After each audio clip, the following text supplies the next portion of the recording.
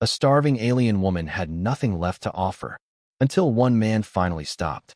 The city of Veyna Prime lay sprawled across the rocky plains of an alien world like a wounded beast, its buildings jutting at odd angles as though battered by centuries of storms. Rain dripped from steel overhangs and neon signs, pooling into blackened gutters. In the gloom of the late hour, the Spaceport District glowed with a harsh, synthetic luminescence. Flickering neon tubes above rust-eaten awnings, sputtering advertisements for smuggled goods, and the high, thin whine of passing hovercrafts overhead. On that particular night, the downpour drenched everything. The acid-tinged precipitation shimmered in the neon glow and collected in every scarred crevice of the old district's walkways. It was as though the city itself wept, metal tears sliding down battered armor. Puddles reflected the silhouette of Luka Voss, a tall, broad-shouldered man whose eyes bore the memory of too many wars. He had known battlefields on worlds far from Veyna Prime, had served in half a dozen mercenary outfits, and had faced horrors that lived quietly in the back of his mind. To anyone observing him, the battered leather coat, the dark stubble, and the subtle limp in his stride hinted at old wounds never fully healed. He was not an old man by the measure of years, but life had worn him down in ways that left subtle lines etched across his weathered features. That evening, he was stalking the wet streets for a simple reason: a small parts run for the Orin and Mock Scrap Depot. Years earlier, he had acquired a rundown workshop in the heart of the district, a place where he tinkered with broken starship parts and mechanical odds and ends. Customers looking for quick, discreet fixes came to him. He didn't ask too many questions, and he did good work. That was enough to keep the local smugglers, petty warlords, and day laborers happy. But as the neon flickered and thunder rumbled across distant factory skylines, he realized that this evening was not going to be routine. The stench of garbage wafted from the narrow alleyways. Old oil seeped onto the sidewalk with the slow gloom of a malignant wound. In the corners of Veyna Prime, the desperate lurked, people with nowhere to go, no one to turn to, and nothing to lose. He saw her in a moment of lightning flash. She was small and slight, leaning against the pitted hull of an abandoned cargo freighter turned rusted shelter. Her head was bowed, shoulders trembling with exhaustion. Alien features were half hidden beneath the hood of a ragged cloak. Even in the half-shadows, Luka could see the faint glimmer of her skin, an opalescent sheen that told him at once she was not human. Maybe from the outskirts of the galaxy, from some star system he had only heard about in passing. For a moment, he thought she might be dead. Her stillness was absolute. The storm drenched her cloak. Her posture was more reminiscent of a statue caught mid-collapse. Then he saw the faint quiver of breath. She was alive, barely. He hesitated. Out here, pity could be a man's undoing. Offering a hand to a stranger was often rewarded with a knife between the ribs, or worse. But something in the slump of her shoulders, the trembling, the quiet acceptance of her fate made him pause. Even in the lawless streets of Veyna Prime, a small measure of conscience could flare up at inconvenient times. He had a ration bar in his pocket, a standard compressed protein bar, tasteless and gray. Luka didn't even recall stuffing it there that morning, but there it was. He pulled it free, took a few paces forward, and carefully placed it on the ground near her. She didn't move. "Take it," he said, voice gruff. "It's not much, but it'll keep you going." She was silent. He stood in the rain, uncertain, aware of how ridiculous it was for him to care. He had given so many up for lost in his life. Why spare this stranger any more thought? But before his logic could overrule him, she moved.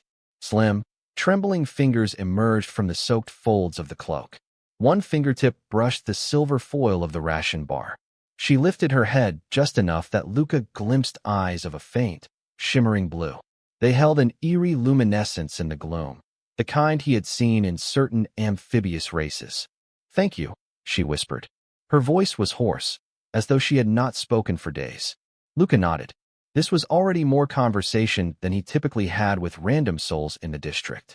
He turned to walk away. After all, he had business to attend to. But the thought of leaving her to the mercy of Veyna's labyrinth of predators nagged at him. He had walked away from enough suffering in his life. Perhaps he would do so again, but not before making a choice. With a sigh, he glanced over his shoulder. "You got somewhere to go?" The alien woman shook her head. Rain trickled down her cheeks, glimmering like tears. She tried to speak, but no words came out. "Right," he muttered. "Look, I'm no charity. But if you can walk, I have a workshop not too far from here. At least you'll have a roof over your head for the night." Her large eyes widened, uncertain. Luka braced himself for refusal, or for a sudden knife, the kind that some desperate souls used when kindness was offered. Instead, she struggled to her feet, unsteady as she clutched the ration bar. Her cloak was tattered around her slender form, and her hair clung to her pale face. They set off through the rain-soaked streets. Luka walked briskly, watching the holographic adverts flicker overhead, ignoring the suspicious eyes of street scavs. The woman followed in silence, moving on sheer willpower and faint nourishment from the ration bar. Luka's workshop was hidden behind a row of stacked cargo containers, each rusted at the edges, layered in graffiti, and reeking of spilled lubricants. Above the entrance, a battered old sign flickered with the name Voss Repairs in blocky red letters. The sliding metal doors screeched open, revealing the clutter within: half-disassembled thruster engines, coils of wire, mechanical arms, circuit boards, and parts of unknown origin. Shelves lined the walls, stuffed with tools and random salvage. The place smelled of ozone, steel dust, and industrial cleaners. It wasn't large, but it was enough for him to do his work. "Sit wherever," Luka instructed. He disappeared behind a pile of crates. A few moments later, he emerged with a tattered blanket. "Take that, and don't drip too much on my equipment." The alien woman sank onto an old metal stool. She peeled off her sopping cloak and let out a shuddering breath. Now that the cloak was gone, Luka could see she had short hair the color of white sand, cut unevenly, framing features with delicate ridges along her cheekbones. She was thin, too thin. Cheekbones jutted beneath pale skin. Her arms looked so fragile, he wondered how she had found the strength to stand. He busied himself rummaging through his stash of supplies. The power flickered, as it often did in that part of the district, and the overhead lights buzzed. Finally, he produced a canister of soup-like food. He handed it over, wordlessly. She took it, eyes brimming with cautious gratitude. She drank in slow sips, as though afraid it might vanish. Her face contorted with the unfamiliar taste, but she forced it down. Meanwhile, Luka prepared a small heater. The workshop quickly grew warmer, chasing away the damp chill. When the woman finally spoke, her voice was low and soft. "My name is Kaela." Luka inclined his head, as if acknowledging the courtesy. "Luka." Kaela repeated his name, testing its shape, then fell silent again. The weight of unspoken questions pressed in the air. Where had she come from? Why was she alone? What was she running from? But neither of them posed these queries aloud. In Veyna Prime, everyone nursed secrets like old wounds. Questions were like weapons, and trust was scarce. Days passed. The rain continued, seeping through the city's cracks. During this time, Kaela lingered. Luka never explicitly told her she could stay, but neither did he tell her to go. Each morning, he would emerge from the small cot he had set up in the back, find her asleep against a wall or curled beneath a blanket near the heater. She never asked for anything more. If he handed her food, she took it silently, eyes lowered. He noticed how she watched him work, her gaze tracking his hands as he repaired circuit boards or welded together pieces of starship hull plating. One afternoon, he came back from a supply run to find Kaela gingerly examining a damaged servo limb. She was rotating the joint in her narrow fingers, occasionally pausing to pick at the frayed wiring. "That's a Class 3 manipulator arm," Luka said as he set down a crate of parts. "Good for assisting in cargo hauls, or doubling as a construction tool. I guess it can be used as a weapon if you mod it right." Kaela startled, nearly dropping the servo limb. "I'm sorry, I was just looking." "No harm in looking," he replied. "But you break it, you buy it." She lowered her eyes again, nodding. A moment passed, heavy with tension, before Luka let out a sigh. "Actually," he began, "I've been meaning to fix that. I could use an extra set of hands. Think you can handle it?" Slowly, Kaela lifted her gaze. Something flickered in her iridescent eyes, gratitude, maybe, or relief at being useful. She stood, set the servo limb on a cluttered table, and proceeded to do as he asked. Her movements were tentative at first, unsure, but Luka could see her curiosity growing. She asked about the color-coded wires, the servo motors, the mounting brackets. He answered, to the best of his ability, finding it oddly pleasant to have someone so engaged in his trade. Over time, she assisted him with small tasks, sorting screws and bolts, splicing wires, handing him tools mid-repair. She was careful, adept at noticing the slightest detail. Once, Luka watched her run her hand over a fused circuit board. Her fingertips glowed faintly for a moment, and when she lifted her hand, he noticed some of the carbon scoring had come free, revealing the burnt pattern more clearly. He frowned. "What did you just do?" Kaela withdrew her hand, cheeks flushing a deep opalescent shade that might have been her version of a blush. I only see things differently sometimes. My species can sense flaws in certain materials. Nothing more, truly. A small, inconsequential trait." "Huh." Lucas said nothing else, but he filed away that piece of information. An alien with a gift like that could fetch quite the price in certain parts of the galaxy. People might want to exploit her skill. He wasn't sure if that explained why she was alone in the streets, but it hinted at something deeper. At night, they spoke rarely. On some evenings, Luka would descend into the basement, a space that doubled as a meager living area, and Kaela would remain upstairs, huddled near the heater. It was a tenuous arrangement, like strangers caught in a truce. Yet a sense of fragile familiarity began to grow between them. In bits and pieces, Kaela told him of her homeworld, an oceanic planet in the outer rim. She described rolling seas of lavender coral, drifting islands, and deep underwater caverns that glittered with marine crystals. Her voice would grow wistful and hushed, and Luka sensed her longing. But whenever he pressed further, "How did she end up here?" she would close up, eyes glistening with an unspoken pain. Luka had his own secrets, of course. He never detailed his mercenary past, the battles he had fought, or the reasons he had left that life behind. Veyna Prime was a place for those who wanted to disappear, to bury themselves in the city's neon grime, and hope no one asked too many questions. And so they coexisted, an uneasy companionship forged under flickering lights and the hum of a battered heater. One gray evening, as the downpour outside took on a violent intensity, a figure appeared in the doorway of Voss Repairs. Kaela, up front organizing small mechanical parts, froze at the sound of footsteps. She felt a chill that had nothing to do with the rain. A tall man stepped in, flanked by two shorter bruisers who sneered at the disorganized racks of scrap. The tall man's eyes, hidden beneath the brim of a wide hat, scanned the workshop. His gaze landed on Kaela with an unnerving intensity, sending a tremor through her limbs. At that moment, Luka emerged from behind a stack of shipping crates. His eyes narrowed. "You're trespassing, Roderick." Roderick let out a low chuckle. "Trespassing? In this junkyard of yours, Luka? We both know you have no territory to speak of." The memory of Roderick's voice tugged at Kaela's mind. She recognized the undercurrent of violence, the self-assured tone of a man used to getting what he wanted.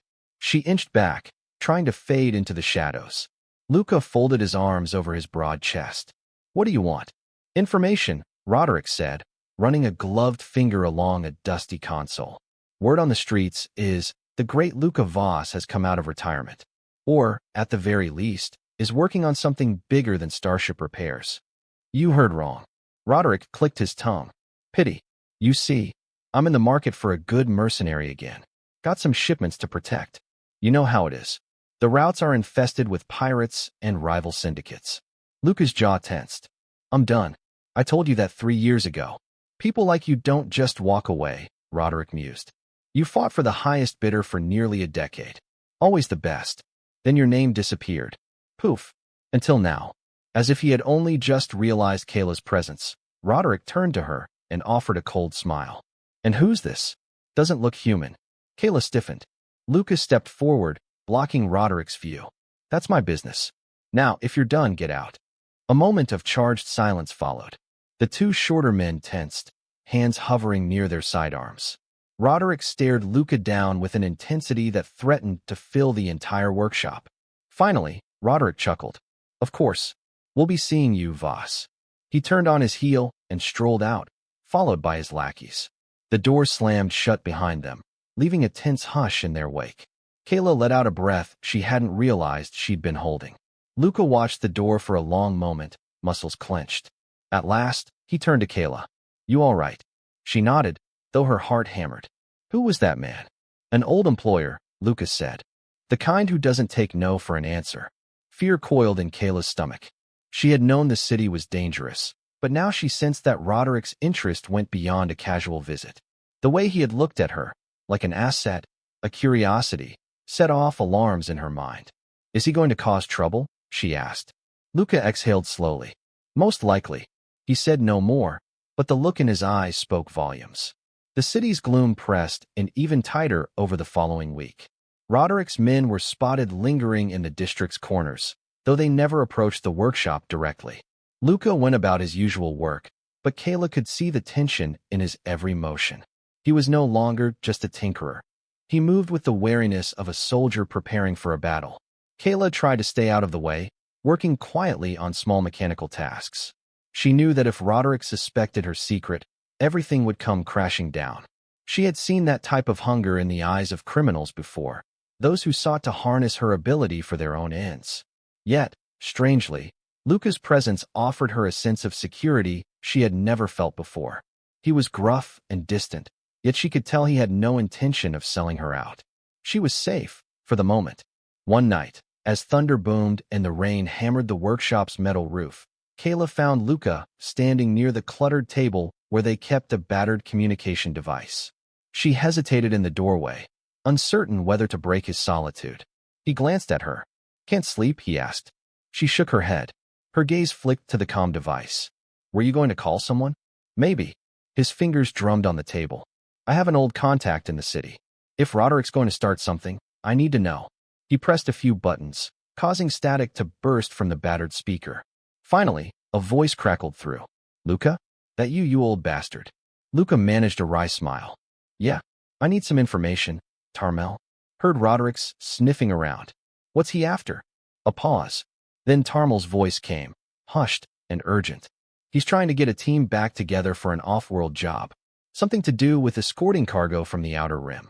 But rumor is, the cargo ain't just crates. Might be living. People, creatures, who knows?" Luka's jaw tightened. Kaela felt a knot in her stomach. She had fled that sort of trafficking. Hearing it in the city she hoped might be a refuge felt like some dark cosmic joke. "That's all I know," Tarmel continued. "He's offering big credits. He's also looking to sniff out any unusual talents. If you catch my drift. Word is, there's an alien in your shop." Luka's gaze flicked to Kaela, who stood frozen.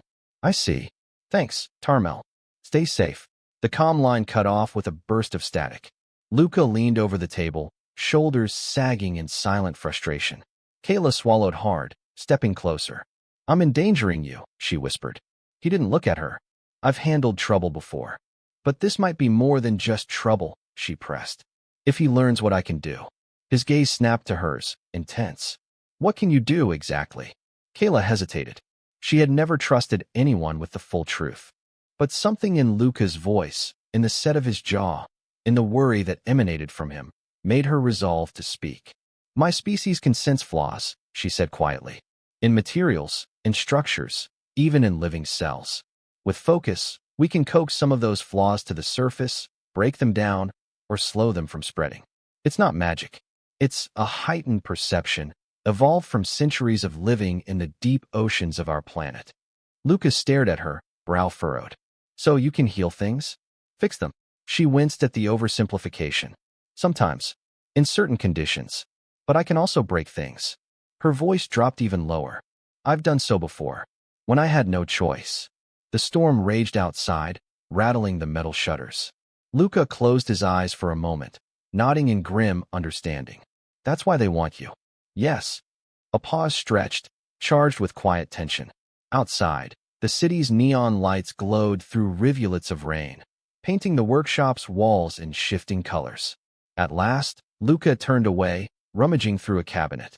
He took out a small blaster pistol and handed it to Kaela, handle first. She stared at it. "What's this?" "Insurance," he said.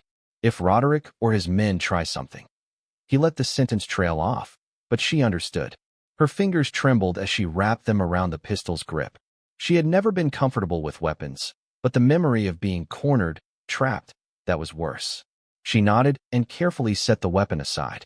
Tension hung in the workshop like a coiled spring. Days turned into nights, nights into days, and Roderick's presence loomed over everything. Kaela tried to carry on, helping Luka with repairs, learning to handle a welder or calibrate a circuit. They spoke little of personal matters, but the bond between them solidified in the unspoken alliance of survival. One afternoon, as the rain let up briefly and the city emerged into a fleeting slice of sunlight, Kaela ventured outside. She needed air, proper, fresh air, as fresh as it could be in the smoggy district. She stood by a rusted cargo container, letting the faint warmth of the sun wash over her translucent skin. She closed her eyes, recalling the endless ocean horizons of her home planet. The quiet hush of the tides, the luminescent corals drifting in the currents. A pang of longing tugged at her. Would she ever see that place again? A scuff of boots on metal tore her from her reverie. She snapped her eyes open. Two men stood there, wearing the same style of grimy street leathers as Roderick's lackeys. "Hey girl," one sneered. "We've been looking for you." Kayla's heart jolted. She glanced over her shoulder, calculating how quickly she could get back inside. But the second man stepped forward, blocking her path. "Boss wants to make you an offer," he said, voice dripping with malice. "Something about your special talents." She swallowed, feeling her pulse hammer in her ears. The men edged closer, eyes gleaming with threat. "Leave me alone," she managed, voice trembling. They leered, ignoring her plea. One reached out, gripping her arm. Instinct kicked in. Kayla's vision narrowed, adrenaline surging. She could sense the structure of his bones, the composition of his flesh. She could break them. In a moment of raw defensive reaction, she focused on the minuscule flaw in his forearm. His grip slackened as he let out a strangled cry. A hairline fracture spread from his wrist to elbow, as though invisible hands twisted the bone. He stumbled back, cursing.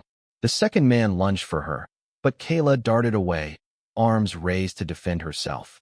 Before the conflict could escalate, the workshop door slammed open. Luka stepped out, eyes blazing with a fury Kaela had never seen.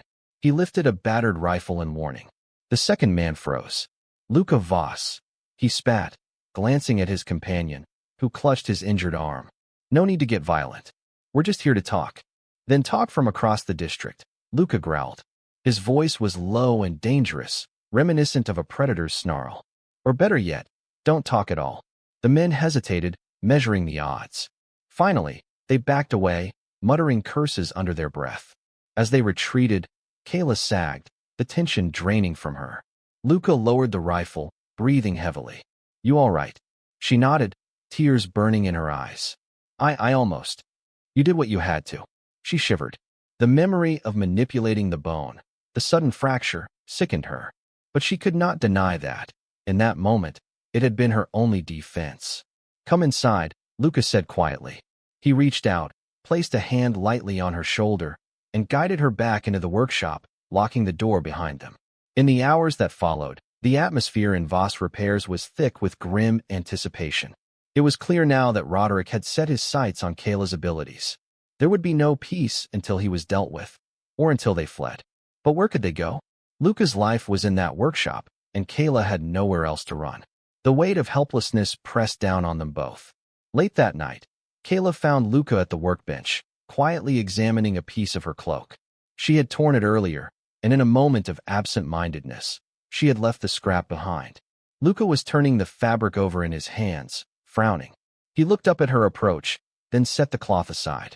"It's not safe for you here anymore," he said softly. She nodded, swallowing a lump in her throat. "I know. Roderick has connections all over Veyna Prime. If we stay, he'll keep coming. He doesn't give up." Kaela folded her arms. "Then maybe I should leave, alone, so he won't bother you." He gave her a sharp look. "You think that would stop him? He'll track you down the moment you step outside this district, and I wouldn't put it past him to kill me out of spite." She flinched. "I don't want that." "Neither do I," Luka said, his tone hardening with resolve. "We can't let him run us out of town, not after all this time." He stood abruptly, pacing. "I made a choice once to walk away from that life. I believed I could leave it behind, fade into obscurity. But people like Roderick, they hold grudges. They think if they push hard enough, you'll come crawling back." Kaela's heart pounded. "So what do we do?"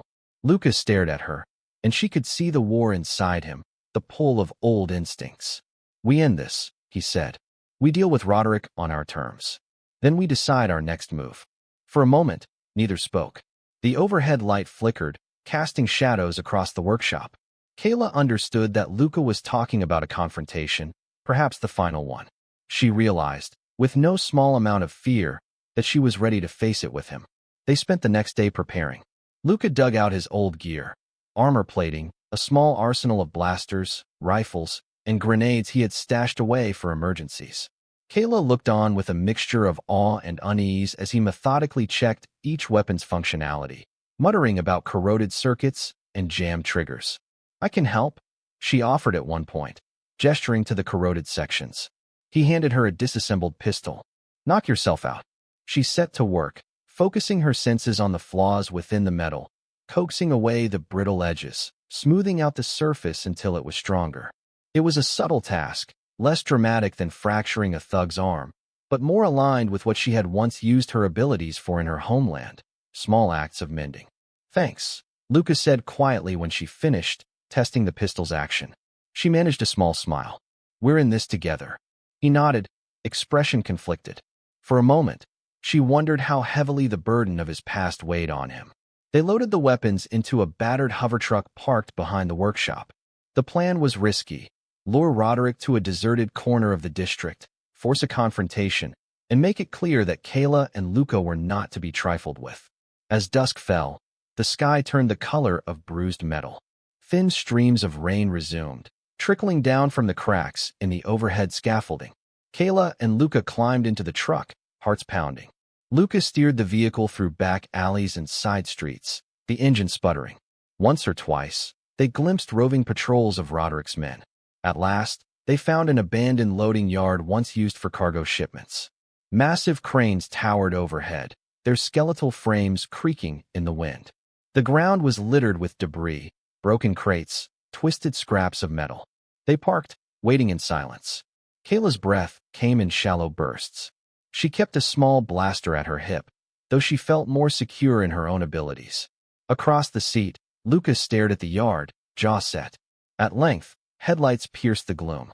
A convoy of 3 vehicles approached, engines humming ominously.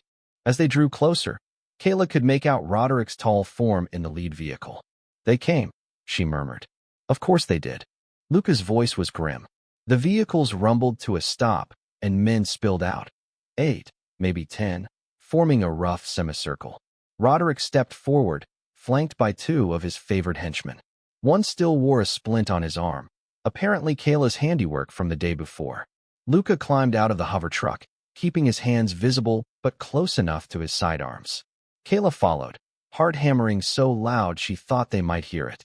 Roderick surveyed them with a slow, predatory smile.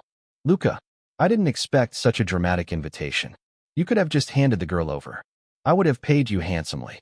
"She's not for sale," Luka growled. Kaela stepped forward. "I won't go with you." Roderick's gaze flicked over her with a cold curiosity. "I see. A feisty one." His eyes returned to Luka. "You're willing to throw away your life, your workshop, over some stray alien?" "She's not just some stray alien," Luka snarled. "She's a person under my protection. I've killed men for less." A tense hush fell. Kaela's thoughts spun, searching for the faintest opening, some advantage. She could sense the structure of the ground beneath them, the tension in the decaying cranes overhead, the fault lines in the battered crates. If a fight broke out, she might be able to manipulate something to give them the upper hand. Roderick's lips curled in a sneer. Typical Luka Voss. Always playing the hero at the last minute. Luka's eyes narrowed. "I'm no hero, Roderick. But you threaten me and mine. You answer for it." "That's so." Roderick nodded to his men. "Take them." Chaos erupted. Gunfire lit the darkness, bullets and plasma bolts ricocheting off metal crates. Kaela ducked behind a battered container, returning fire with the pistol Luka had tuned. She could see him crouched behind another container, firing well-aimed shots at Roderick's lackeys. She felt the surge of her species' unique sense. The environment revealed itself to her mind's eye. The columns overhead, the supports beneath the yard, the structural weaknesses that riddled the place like spiderwebs. When 3 of Roderick's men rushed her flank, she drew a trembling breath, concentrated on the largest container's crane above them. She sensed the corroded joint that held the crane's arm in place, so fragile it might crumble with the right nudge.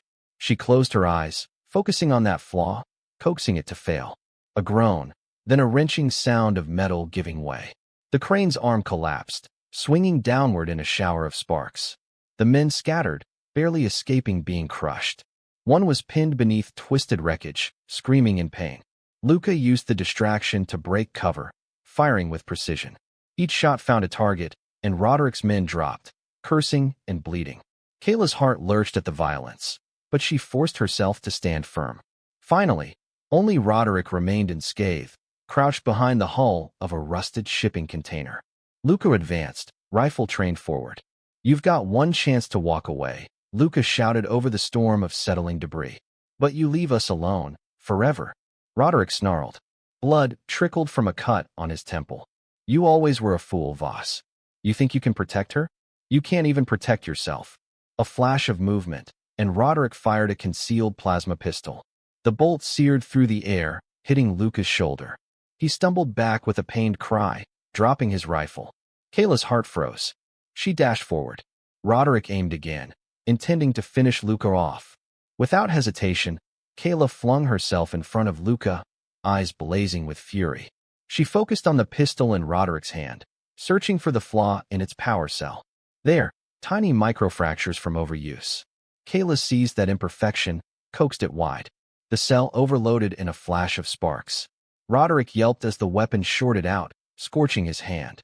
He dropped it, glaring at Kaela in stunned rage. You'll regret this," he hissed, voice trembling with rage and something like fear. Kaela snarled, lifting her own pistol, though her hand shook. "Leave," she commanded. For one tense moment, Roderick seemed ready to lash out. Then he saw Luka stirring behind her, saw the swirl of debris from the collapsed crane, saw the battered remains of his men. Rage contorted his features. "You're both dead," he spat. "If not tonight, then another night. Veyna Prime always collects its debts." Kaela pressed forward, ignoring the threat. Her senses flickered, searching for something deeper. She found it in the structure of his body, the intangible blueprint of bones and sinews. If she concentrated just a bit more, she could break him on a whim. She could end this for good. But the thought horrified her.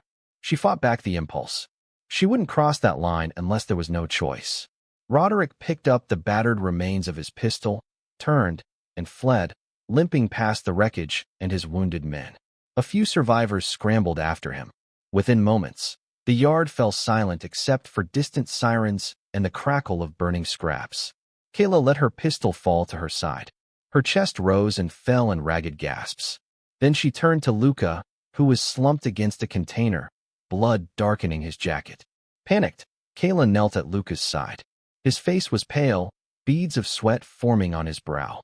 A deep plasma burn scorched his shoulder, the wound smoking faintly. "Luka," she whispered, tears stinging her eyes. He grunted, trying to keep his composure. "I've had worse. Just help me up." "Wait," she said. A trembling hand hovered over the wound, her innate senses scanning the damage. Plasma burns were tricky, tissue cooked by superheated particles. If it wasn't treated quickly, infection and necrosis could set in. She breathed, attempting a focus she had never fully practiced on a wound this serious. She placed her hand gently on his shoulder, feeling the torn edges of flesh beneath her fingertips. Her species could break things. They could also heal, though the latter was more complex. Every wound was a tapestry of parted skin, severed vessels, disrupted nerve fibers. She couldn't fully mend them, but she could nudge them toward closure, ease the damage enough for him to survive. Kaela closed her eyes, her senses diving into the wound.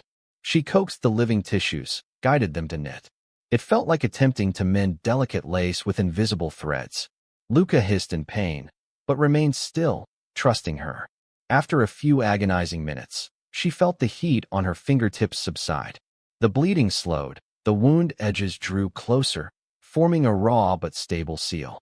Kaela's breath came in ragged gulps as she pulled her hand back, dizzy from the effort. Luka stared at her, disbelief and gratitude warring in his expression. He gingerly touched his shoulder, wincing. You stopped the bleeding." She nodded, swallowing. "It's not perfect. You'll need medical treatment. But you won't die tonight." His eyes glimmered with something she couldn't name. Then he let out a shaky laugh, lips curving in a rare smile. "Thank you." She helped him to his feet, supporting him as they limped to the hover truck. The yard was a wreck. Roderick's men lay scattered, groaning, but Kaela had no pity for them. The memory of their threats still burned in her mind. They drove back through the quiet streets, battered and exhausted. Kaela felt tears threatening to fall, the reality of the confrontation washing over her in a wave of tumultuous relief and lingering fear. At the workshop, Kaela helped Luka down to the small basement where a cot and rudimentary medical supplies waited. She tended the wound as best she could, cleaning the burn, applying ointments, and wrapping it with bandages. He watched her quietly. The flickering lamp cast shifting shadows on the walls, revealing the lines of fatigue etched into his face. "You saved my life," he said at last. Kaela managed to smile, though her voice trembled. "You've saved mine before that, by giving me food and shelter, by not selling me out."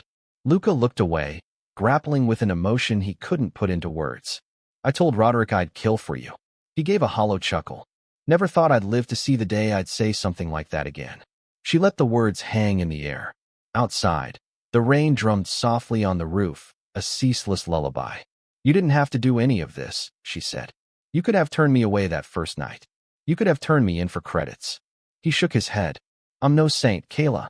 I've done things I'm not proud of. But even I couldn't stoop that low." Softly, she rested a hand atop his. "Thank you." Their gazes met, a flicker of understanding passing between them. The raw vulnerability of that moment, both wounded, both outcasts, bound them in a way neither had expected. For the next few days, Luka remained confined to the basement, regaining his strength. Kaela ran the workshop in his stead, focusing on small repair orders. Word spread quickly of the showdown in the loading yard, though the details were muddled by rumor. Some said Luka Voss had gone mad, laying waste to an entire gang. Others whispered that he had a sorceress at his side who could crumble buildings with a glance. Regardless of the gossip, Roderick's men were scarce. Kaela prayed that meant they had washed their hands of the matter, that the humiliating defeat would keep them away. But in her heart, she knew that men like Roderick rarely abandoned grudges. The city was a viper's nest, and there was always another coil waiting to strike. Yet, for the first time in many weeks, Kaela felt a delicate thread of hope. She had a place to belong, a purpose beyond survival. She wasn't a prisoner or a fugitive in Luka's workshop. She was a partner, of sorts. Even if her official role was never defined, she had found acceptance. Days blurred into weeks, and Luka healed under Kaela's careful tending. His shoulder remained stiff, but he could move, and he resumed light work on less strenuous repairs. Kaela, meanwhile, grew more confident. She learned to calibrate starship thrusters, to strip down hyperdrive modules, to rewire plasma couplings. Luka's old clients found themselves oddly intrigued by the soft-spoken alien woman who sometimes emerged from behind the piles of equipment with a gentle smile, handing them freshly repaired parts. But peace on Veyna Prime was always fragile. The city had ways of dredging up the worst from a man's past. It was near dusk when an unexpected visitor arrived at Voss Repairs. Kaela was upstairs, sorting tools, when she heard the door slide open. She looked up, expecting a customer or a delivery. Instead, she saw a tall figure leaning in the doorway, dressed in a dark coat. She stiffened, heart pounding at the thought of Roderick. But as the stranger stepped into the neon glow, she realized it was someone else, a woman with dark eyes and an air of quiet authority. "Is Luka Voss here?" the woman asked, voice low and even. Kaela hesitated. "He's resting." At that moment, Luka ascended from the basement, his footsteps heavy on the stairs. He froze upon seeing the woman. "Mara," he said, his tone carefully neutral. Mara inclined her head. "It's been a while, Luka."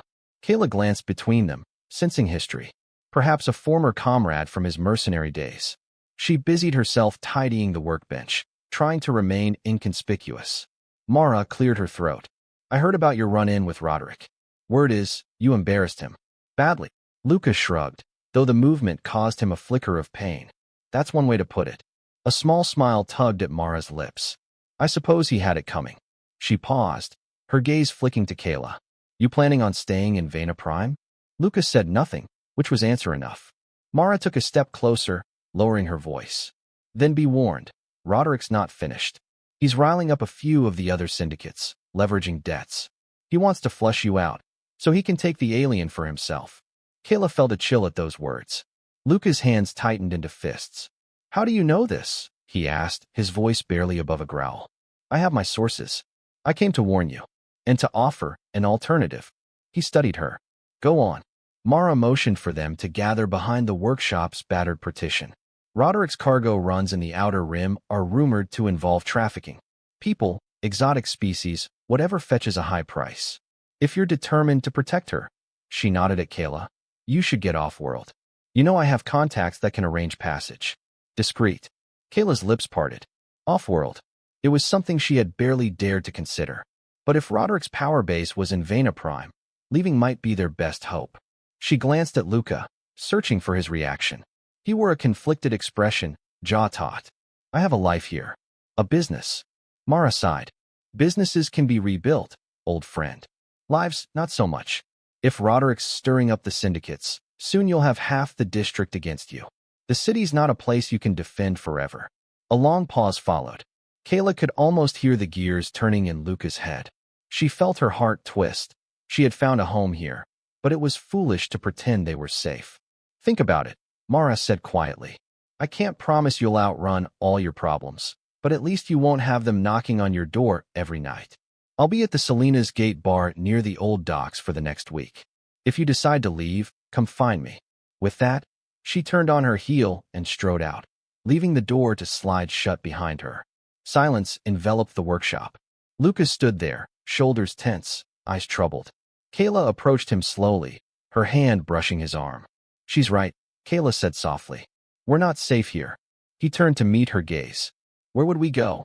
She exhaled, remembering the swirling oceans of her homeworld. "Somewhere far from here. Maybe we could start over. You'd have a chance to really leave this mercenary past behind." He gritted his teeth. "Roderick doesn't deserve to run me out of the only place I've tried to make decent." "No, he doesn't," Kaela agreed. "But is it worth losing your life over? Or mine?" His expression softened, and he placed a hand over hers. She felt the calluses of his fingers, the silent testament to a lifetime of hardship. "We'd be leaving everything you built here," Kaela continued. "All your equipment, your clients. But maybe you can build something better somewhere else." The overhead light buzzed, flickering for a moment. Luka nodded slowly, the conflict in his eyes gradually resolving into acceptance. "All right. If we do this, we do it soon, before Roderick tightens the noose." Kaela felt a rush of mingled fear and relief. They had a plan, tenuous as it was. But it was better than waiting for Roderick's next attack. Over the next day, they hastily gathered what they could carry.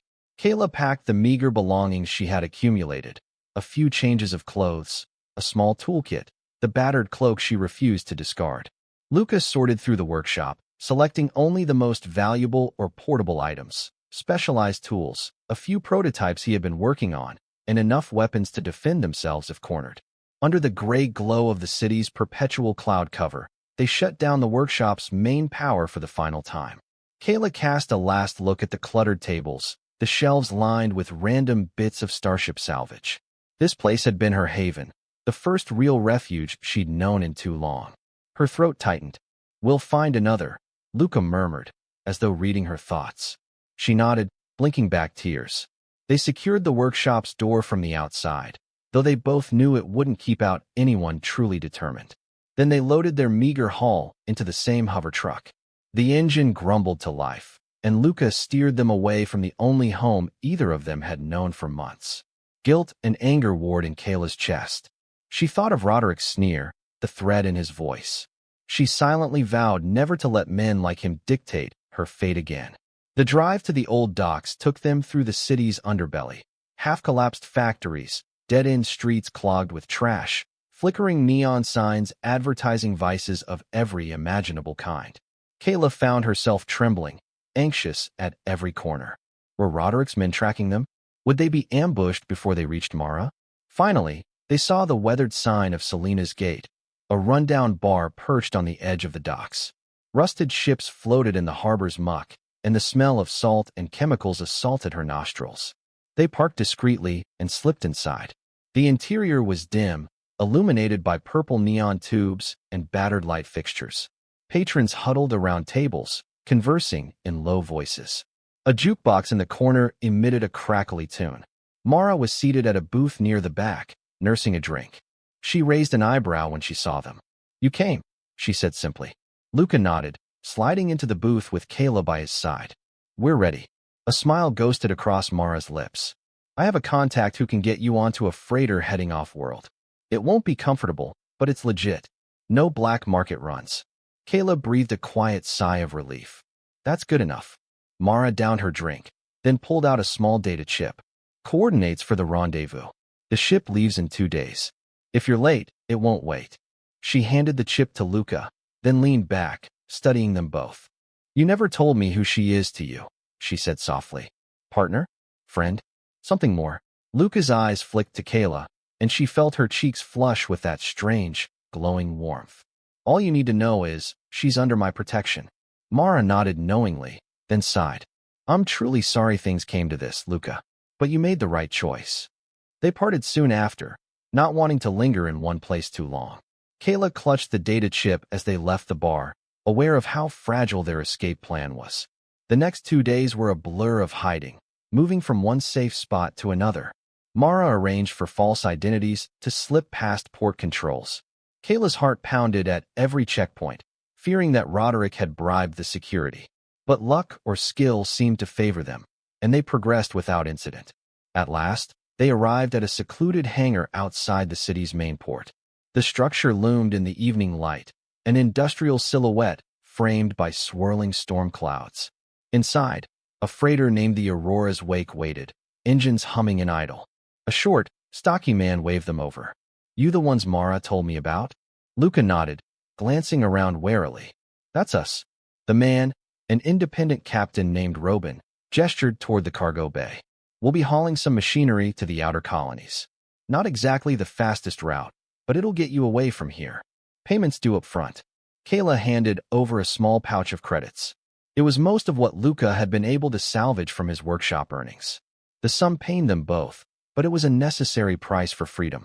They boarded the freighter, stepping into the dimly lit cargo hold. The metal walls reverberated with the hum of idle thrusters. Luka helped Kaela store their meager belongings in a corner of the hold, then found some crates to sit on. The doors sealed with a hiss, shutting out the swirling rain and the neon glare of Veyna Prime. Kaela felt an unexpected pang of nostalgia, mingled with a rush of relief. They had escaped, or so she hoped. The freighter lifted off, engines rumbling, and Kaela closed her eyes. Through a small porthole, she could see the city shrinking below, its neon lights swirling in the perpetual gloom. In moments, the craft broke free of the planet's atmosphere, emerging into the star-strewn expanse above. She exhaled a shaky breath. They were truly leaving Veyna Prime behind. The journey was far from luxurious. The cargo hold was cramped, cold in the vacuum of space. They kept to themselves, avoiding Robin's minimal crew. There were a few bunks in a side alcove. Kaela took one. Luka took another, though they spent most of their time sitting together, discussing what might come next. Luka's shoulder continued to ache, but Kaela provided what healing assistance she could. She pressed her hand against the tender scar, sensing the slow regrowth of healthy tissue. It would take time, but he would recover. As the days stretched on, they passed stars and cosmic debris, crossing into new systems. Kaela found herself gazing out at the vastness, pondering her future with a tentative sense of hope. Luka would watch her quietly. When she caught his gaze, he'd offer a small smile, as if reassuring her that they were in this together. Their respite was shattered on the 5th day of travel. Kaela was dozing in her bunk when a shrill alarm woke her. Red lights flashed across the cargo hold, and the hiss of pressurized doors indicated a hull breach or some emergency. She scrambled up, adrenaline pounding, and nearly collided with Luka. "What's happening?" she asked, heart thudding. Before he could answer, Captain Robin's voice echoed from an overhead speaker. "Pirates. Brace for boarding." Kaela's blood ran cold. She and Luka exchanged a terrified glance.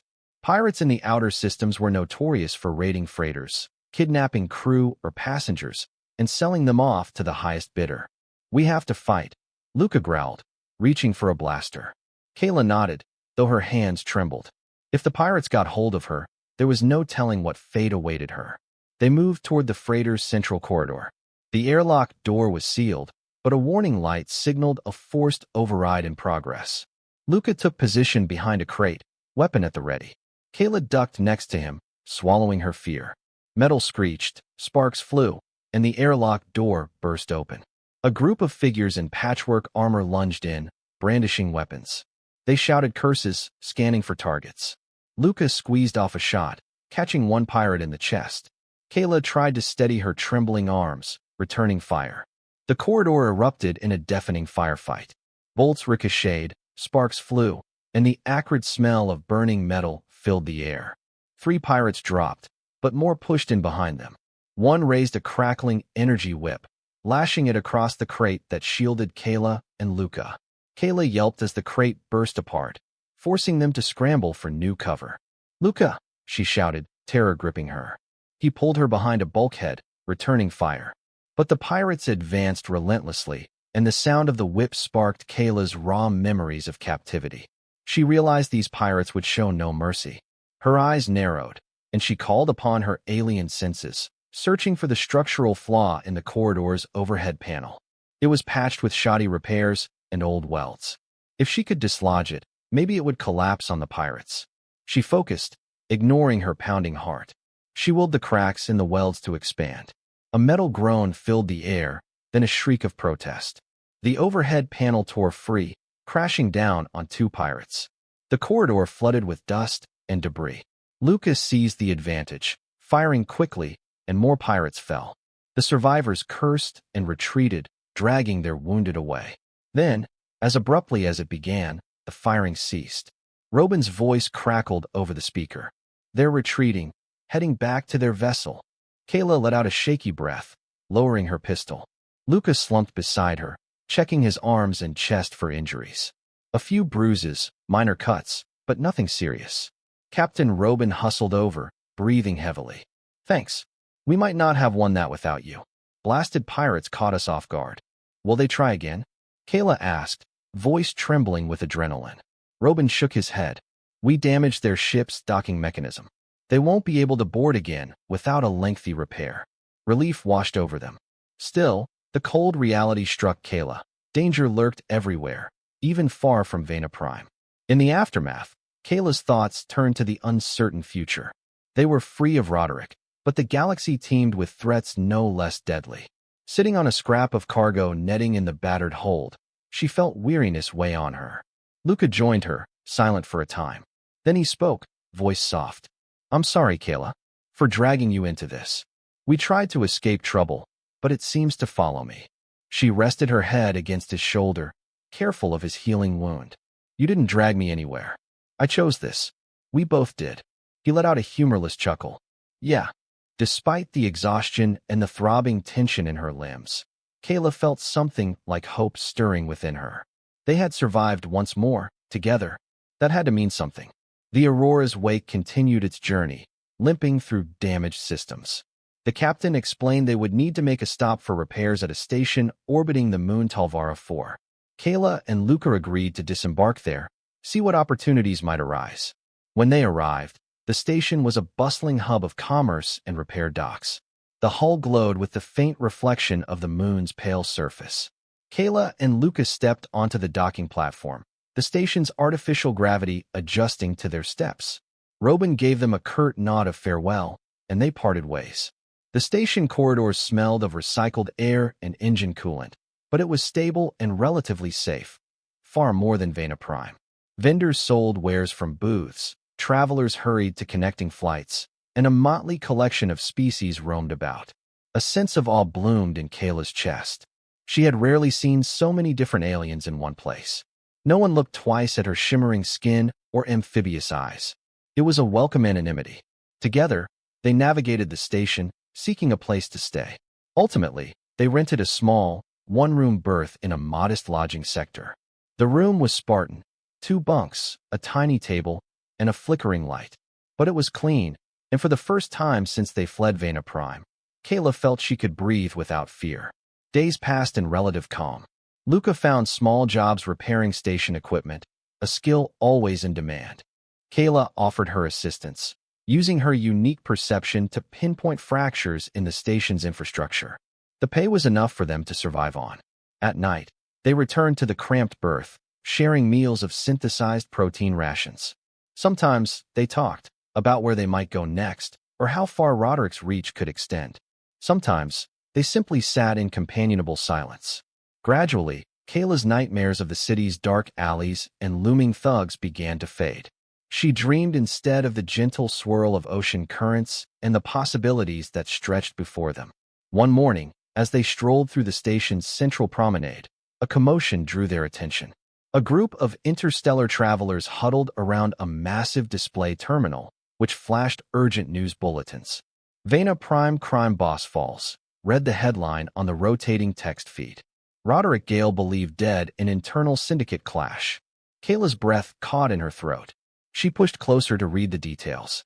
The feed explained that a rival gang, emboldened by rumors of Roderick's recent failures, had staged a coup. Gunfire erupted in the Spaceport District, leaving Roderick and several of his men presumed dead. Veyna's law enforcement, a corrupt institution at best, had found his body among the wreckage. She felt Luka's hand on her shoulder. His expression was unreadable. "He's gone," she said quietly. "Seems so." A swirl of conflicting emotions moved through her. Relief, sadness for the carnage, and a strange sense of finality. Roderick had been the looming shadow over their lives for weeks, now extinguished by forces of the city's own lawless nature. Kaela turned to Luka, tears in her eyes. "Does that mean we could go back? Your workshop, everything?" He looked away, wrestling with the question. "Maybe, but do we want to?" She hesitated, heart pounding. Veyna Prime had been a place of suffering, but also the place where they had found each other. Luka's workshop was a testament to his skills, his attempts at living a quieter life. Yet the city was still rotten to the core, still full of dangers. "It's your home," Kaela said softly. "I won't stop you if you want to reclaim it." He reached out, brushing a strand of her hair aside. His touch sent a warm ripple through her. "My home is wherever we make it," he said. "I'm not sure I have ties to that place anymore. Too many ghosts." Kaela nodded slowly, heart surging with emotion. They had found freedom in leaving, and now the threat that had forced them away no longer existed. Yet the question remained, where did they truly belong? They took a few days to think, each considering the direction of their path. Word spread that the power vacuum in Veyna Prime had only escalated further violence, different syndicates now vying for control. Even without Roderick, the city was still a maelstrom. Meanwhile, on Talvara IV's orbital station, opportunities opened. Luka's mechanical expertise was valued, and Kaela's unique skill in identifying structural faults was invaluable to the station's engineers.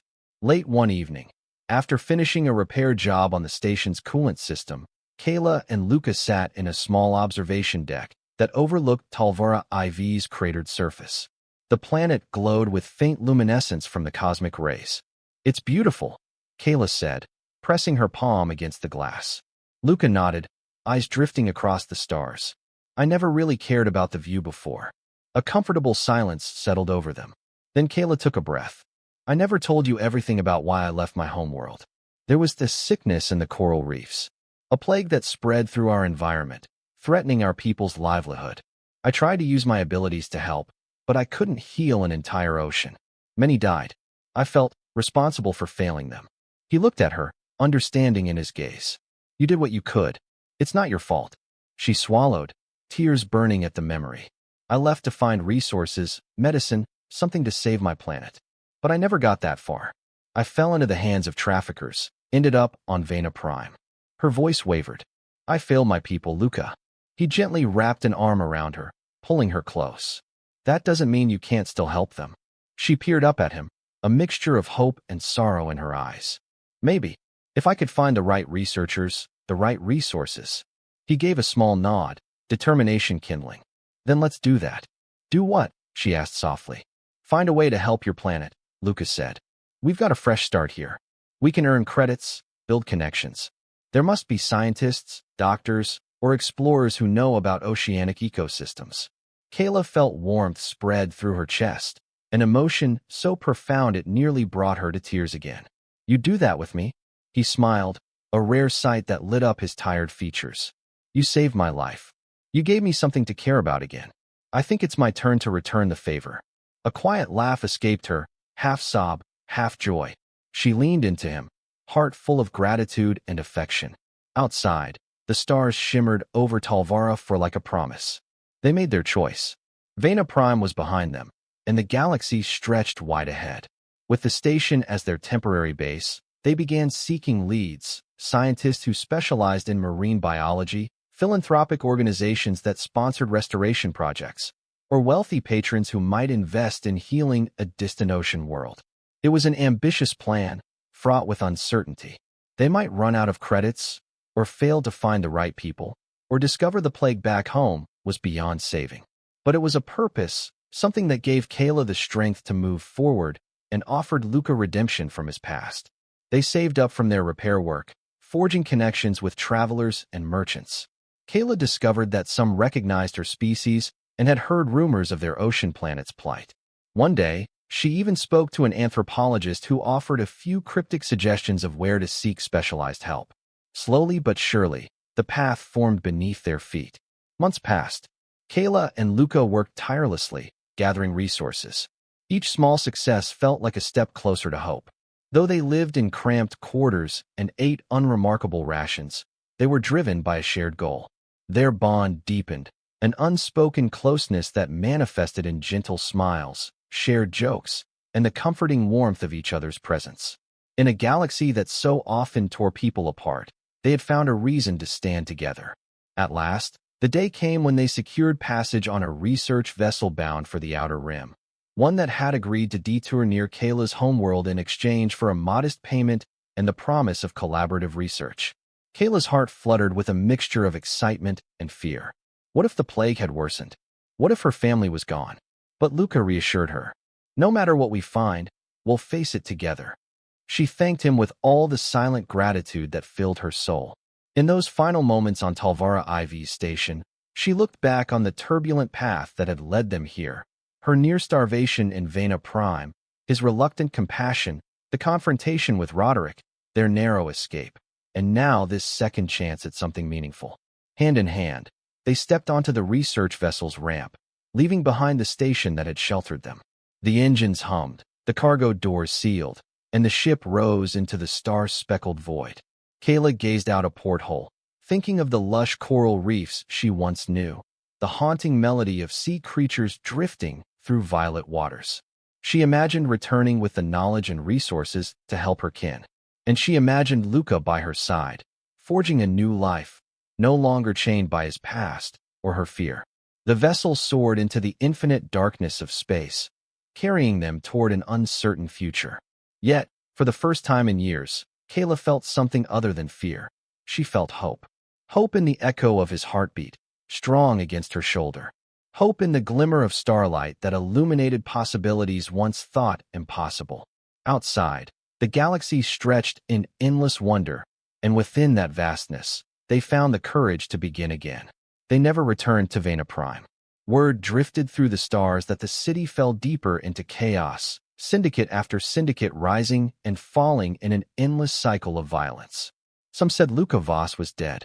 Others claimed he vanished on a stolen freighter or joined a far-off rebellion on another world. A few insisted they saw him in a remote colony, accompanied by a strange, luminous-eyed woman. But the truth was simpler. They had chosen each other.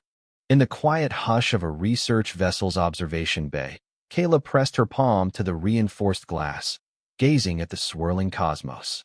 Luka stood beside her, his shoulders still stiff with the faint scar of old wounds. They exchanged a glance, a silent promise. For all the trials behind them and the uncertainties ahead, they would face it hand in hand. And somewhere in the distance, the faint glow of Kaela's homeworld beckoned with the possibility of healing, not just for the oceans that birthed her, but for two lost souls who had finally found a future worth fighting for.